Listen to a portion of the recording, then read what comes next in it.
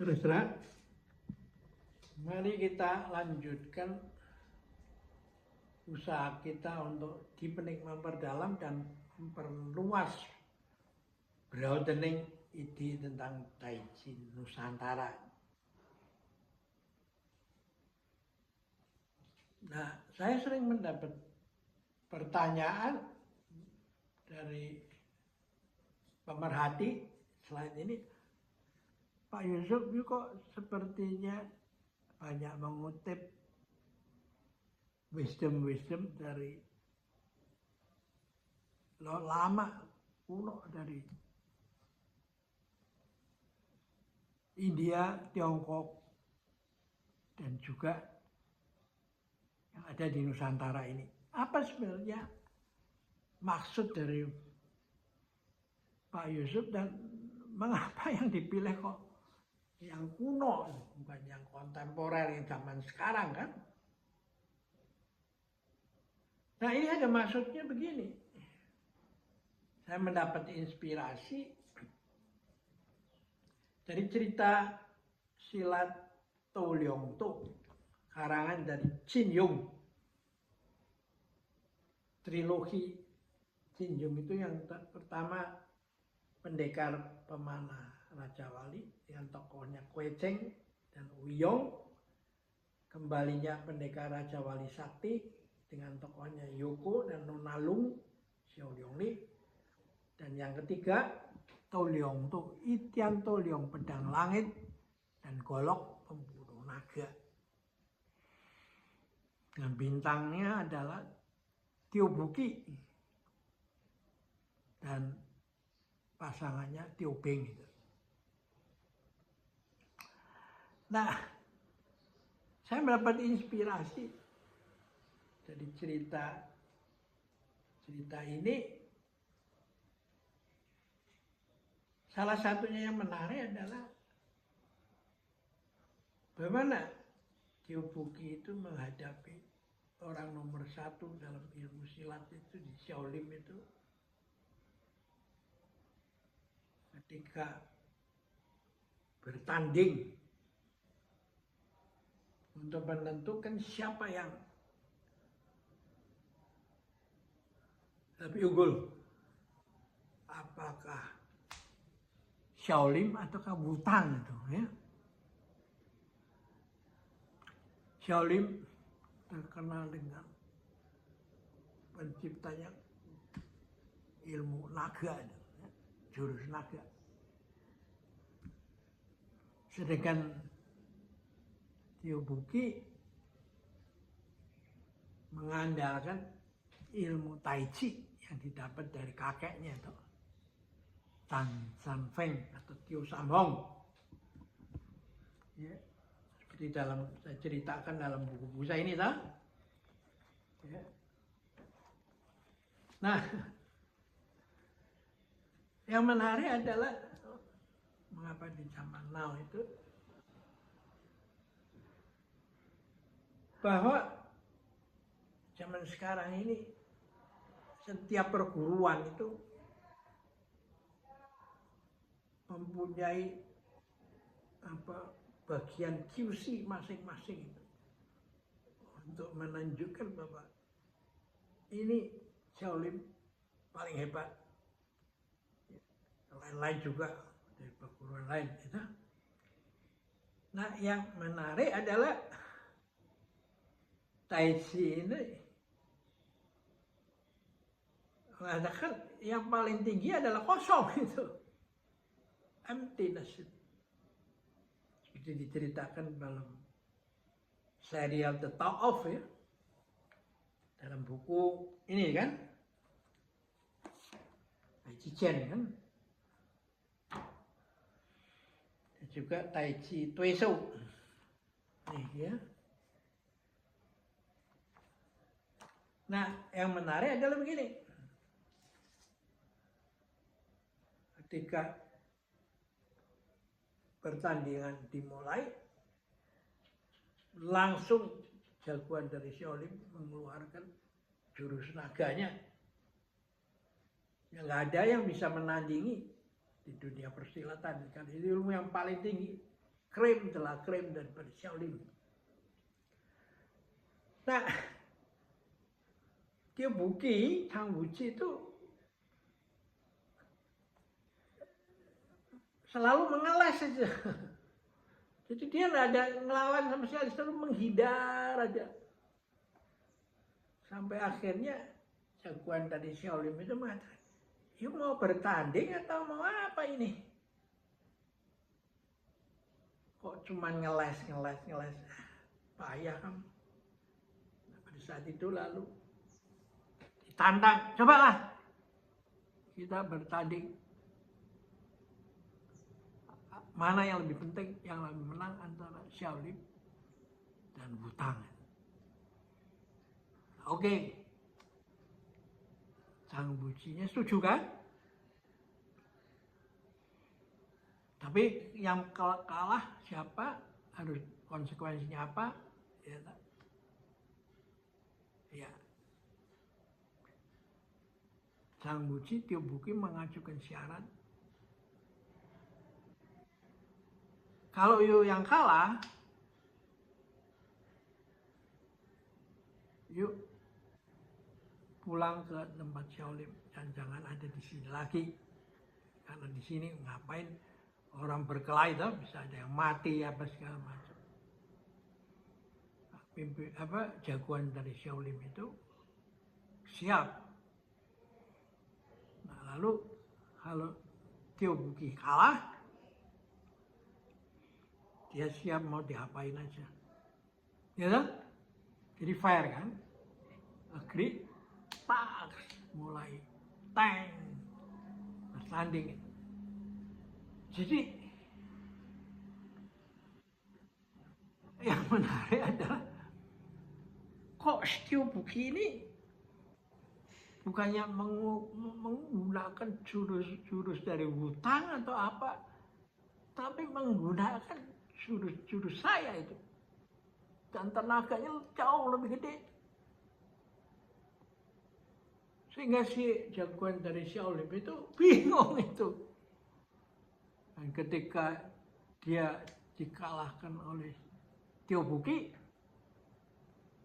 lalu dia putus asa dan mau bunuh diri. Ketika mau bunuh diri, memukul kepalanya dengan cakar naganya, dengan sigap Tio Buki mencegahnya. Lo Jianpui, bukan ini caranya. Saya menggunakan jurus Shaolin karena saya tidak mau orang akan tersinggung kalau dia dikalahkan oleh ilmu luar itu. Karena itu orang itu bisa kalah gitu. Dan pertandingan ini harus berakhir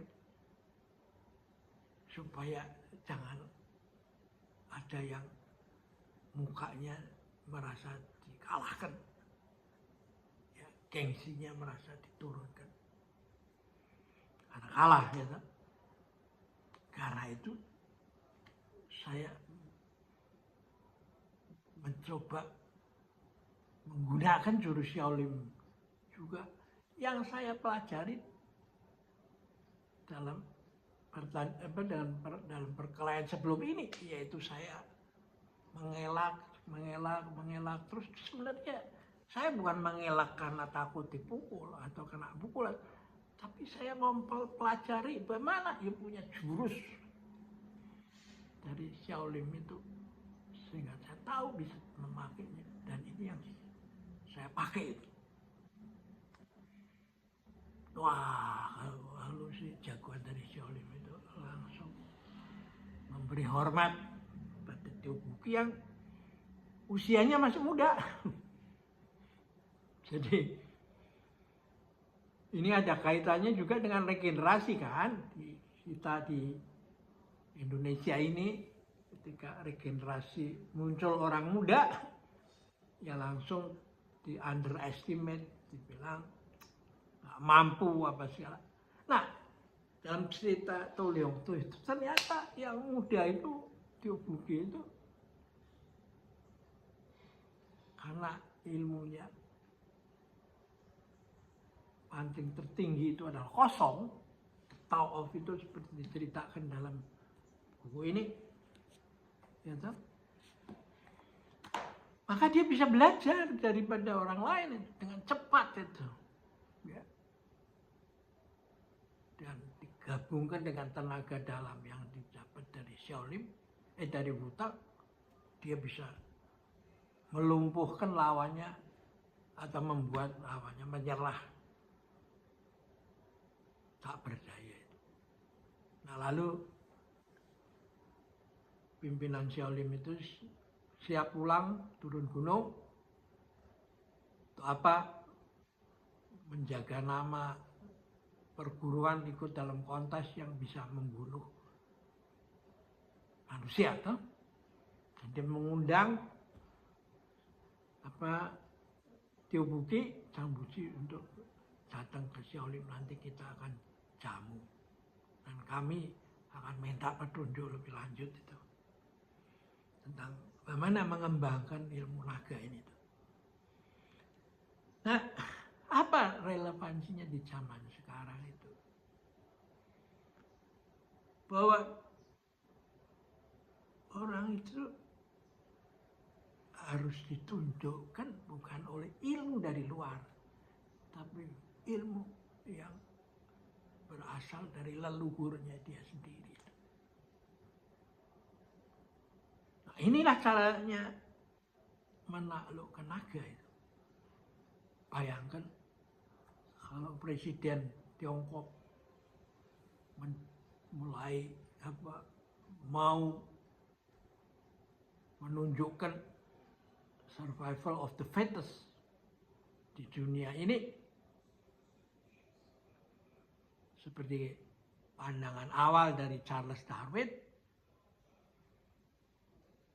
maka apa yang terjadi kalau ada wakil dari negara lain dan bicara di dalam sidang PBB tentang wisdom yang ada di dalam dari leluhurnya Tiongkok itu sendiri. Misalnya diambil 1000 kawan masih terasa kurang, satu musuh udah kelewat banyak. 1000 orang baik masih terasa kurang.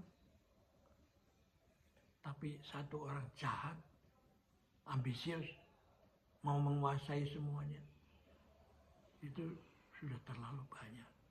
Dan dengan mengetahui jurus ini, maka Anda bisa membayangkan bagaimana wakil daripada Tiongkok yang ada di sidang itu. Ini lebih telak daripada Anda bertanding membuat senjata yang lebih hebat, gitu. Peluru kendali, senjata nuklir, biayanya mahal, tapi hanya dengan biaya yang murah mengetahui seluk-beluk wisdom yang ada di dalam semua bangsa-bangsa itu. Sehingga pada saat dia mau memulai menunjukkan sifat mau menang sendiri, kita lawan, kita netralisir. Lebih cocok netralisir, ya. Kita redam, membuat dia punya pikiran dan hatinya berubah. Dan dia malu karena diingatkan oleh orang luar, ya. Nah inilah makanya semangat dari buku Bhinneka Tunggal Ika untuk dunia ini adanya di sini. Bahwa kita saling belajar. Dan belajar bukan pada ilmu yang modern saja, seperti artificial intelligence, tapi juga wisdom daripada Anda punya leluhur. Pada waktu Amerika datang, orang Eropa datang ke Amerika, lalu wisdom orang penduduk asli di sana diubah menjadi life, liberty, and pursuit of happiness. The Declaration of Independence. Akhirnya menulis Virchow Capra dikatakan bahwa now ada hidden connection itu. Masyarakat itu harus dibangun dengan bukan hanya ilmu yang positif saja, tapi memahami the hidden connection. Nah ini yang disebut mestakung itu, semesta mendukung itu ya. Dia tidak bisa dipahami dengan kata-kata, seperti dikatakan tahu tidak bisa dipahami dengan kata-kata. Kalau ada orang yang bisa mengatakan saya bisa, maka itu belum sampai kepada pemahaman sesungguhnya. Karena itu ketika orang membuat kaligrafi dalam bahasa Mandarin, membuat lingkaran itu selalu ada gapnya. Tidak pernah dibuat lingkaran yang penuh, ya, rapi penuh, enggak. Selalu ada gapnya itu. Ya, maksudnya apa? Yaitu kebenaran itu harus dicari bersama. As open-ended journey of dialogue of civilization. Ya, oke, kita akhiri di sini dulu. Sampai jumpa lagi.